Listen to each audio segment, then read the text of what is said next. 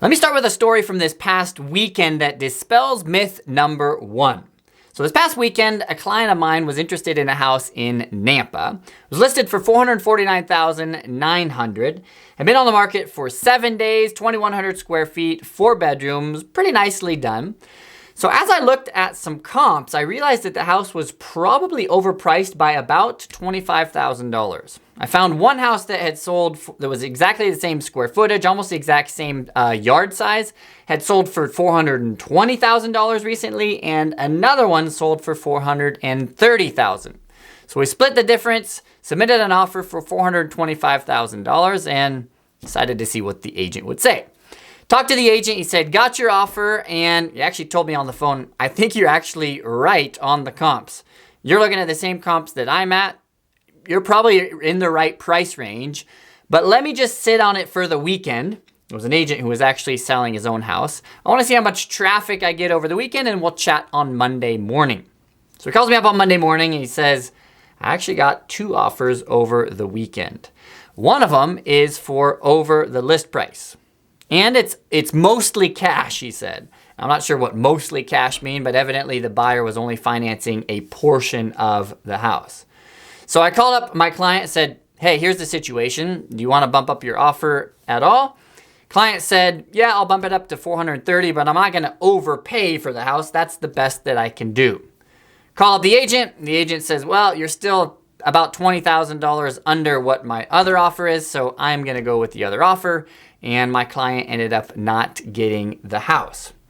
So from this story, I think you can see that sellers are not desperate, and that's myth number 1.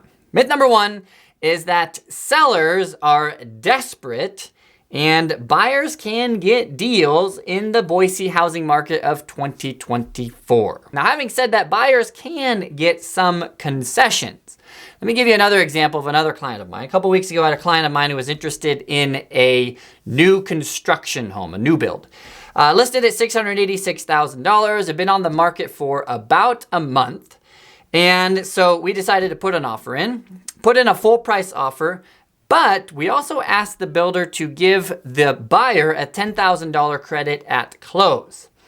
We had looked at several other houses down the street, and another builder was building almost exactly the same house, similar yard size, similar square footage, etc.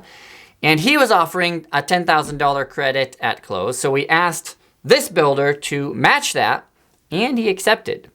In addition to that, we also asked for a 60-day escrow. That's what my client needed because of his situation.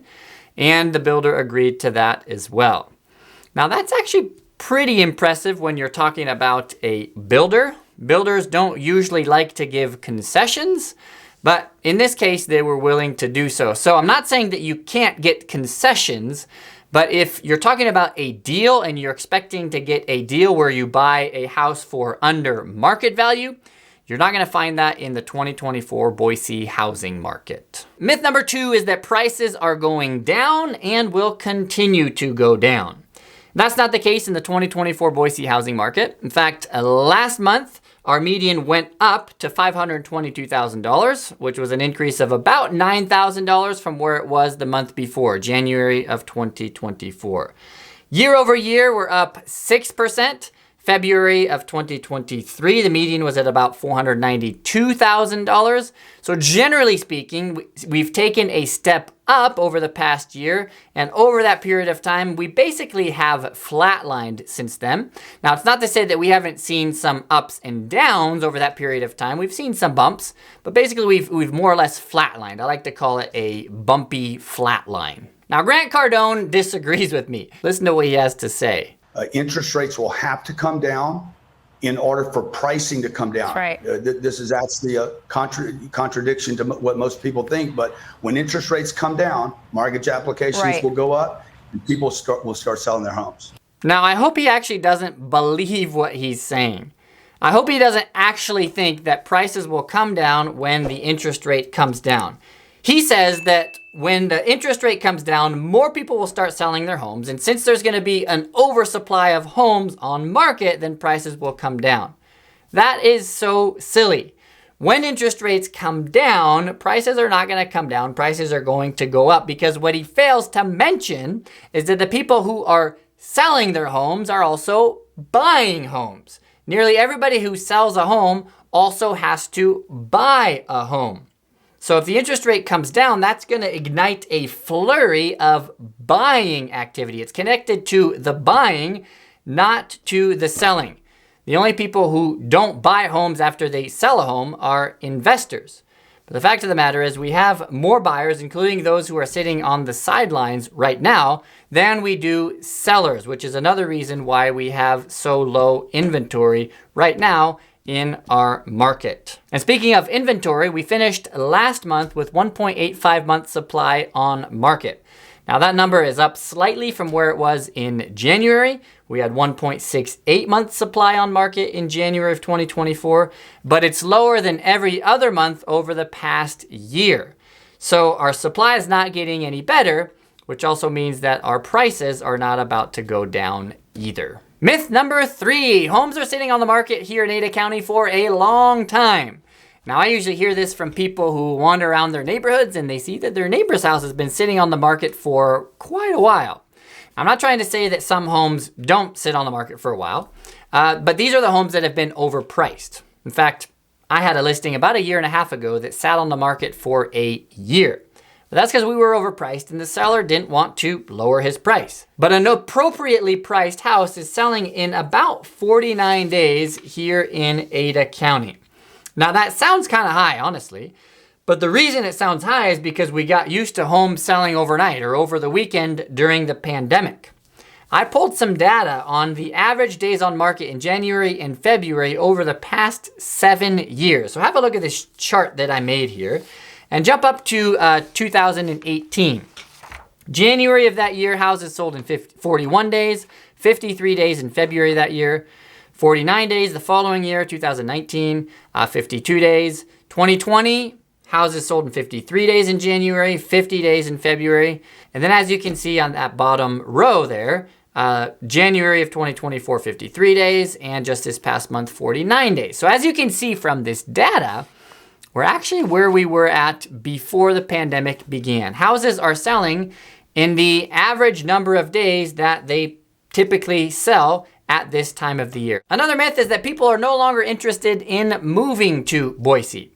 Now let's look at the data first. I pulled the total volume of sales in the fourth quarter of the past 5 years and put them on a chart. Notice something interesting. Just this past quarter, Q4 of 2023, our volume of sales was down 12.46% relative to Q4 of 2022. But notice how the volume of sales of Q4 2022 related to the year before that. They were down 37.2%. And if you compare Q4 of 2019 with Q4 of 2023, you see that we've seen a decrease of 41.35% overall. Now, some people could look at that data and conclude that people are no longer interested in moving to Idaho. Idaho has seen its boom and we are now on a downward trajectory. But hold on, not so fast. The decrease in sales is directly related to the increase in the interest rate. The fact is, people didn't stop buying homes here in Boise because they no longer want to move to Idaho or because they suddenly realized homes were overpriced. They simply stopped buying homes because the interest rate went up too fast and they got priced out of the market. Most of my clients that I work with are people who are coming from out of state, moving into the state, moving into Boise. But here's an interesting article that I found in Forbes just a couple weeks ago. According to their research, Boise is ranked 11th out of the top 25th cities in the United States with the best quality of life. Have a look at this chart here. Now, I don't believe a word from the article. At the top of the list was Ann Arbor, Michigan. You couldn't pay me to live in Ann Arbor. Number 2 was Boulder. I'd hate to live there as well. In fact, there's not a city on the list that I would want to live in except Boise. So Boise is definitely number 1 on my list. In any case, according to somebody's research, Boise is the 11th best city to live in the United States. And I think that that's quite impressive, especially when you consider how big the the United States is. And number 5, a myth that I sometimes hear from people here in Boise is that it is better to rent than to buy in the current Boise housing market. Now let me add a footnote to this before we get into the details. I'm not saying that there are some people who should not buy homes. There are. If you don't have the money, or if you are in a situation that you're going to need to move in the near term, it might not be a good idea for you to buy a home. I'm talking about people who could buy a house, but they're currently sitting on the sidelines because they want to time the market and buy when it's low. Now that's a great idea, but the problem is that it's nearly impossible to time the market. If we could time the market, then all of us would have bought 10 houses in 2008 and sold them 2 years ago when the market was at its peak, and we'd all be millionaires. None of us did that though, because none of us can tell when we're in a peak or when we are in a trough. So it's nearly impossible to time the market. But if you can buy a house, you got the down payment, you're qualified, all of that, and you're sitting on the sidelines because currently you can save a couple $100s per month by renting, consider the following scenario. Let's say you could buy a $340,000 home, a starter home in Caldwell or Nampa. You put 20% down, you have the money for it, that'd be $68,000. And because you're putting 20% down, you don't pay PMI, private mortgage insurance. You lock in at a 6.75% rate. Maybe you get a couple $1,000s from the seller to buy that rate down slightly. Your estimated monthly payment on a $340,000 house with 20% down, including principal, interest, taxes, insurance, HOA, all of that, will be around $2,100 a month. Now, if you were to rent that same house in Nampa or Caldwell, you probably would be paying around $1,900 a month. So you would be saving around $200 per month, which is a savings of about $2,400 per year. I would definitely say that over the next year, we could expect house prices to rise by more than $2,400. And the reason is the economy is getting better. We're not at the 9% inflation where we were 2 years ago. It's come down to about 3%. Now it's still not down to the 2% that the Fed would like it to be at, but we're definitely headed in the right direction, which is why the Fed is saying that they're probably going to cut rates 3 times or so this year. And if that's the case, which most economists that I've read expect it to be the case, I think we could see interest rates come down into the mid to low 6s, maybe even the high 5s. If that happens, then I think we're going to see more buyers jump into the market and we'll see prices begin to rise up. In addition to that, there's a good chance that your rent could go up in the next year as well. Last month, the CPI report showed that rental inflation was up 0.4% for the month and 5% for the year. In fact, as one economist said, he said housing rents have been a key driver in inflation over the past year. This last month, it was responsible for a third in the rise of the overall index. So rents are going up as well. So if you put all of that together, your $2,400 a year in savings can be eaten up pretty quickly. So those are my thoughts on the Boise housing market this year. Only time is going to tell, though, how accurate my outlook on the market is. And I forgot to mention, if you enjoyed the video, give it a thumbs up. Thanks.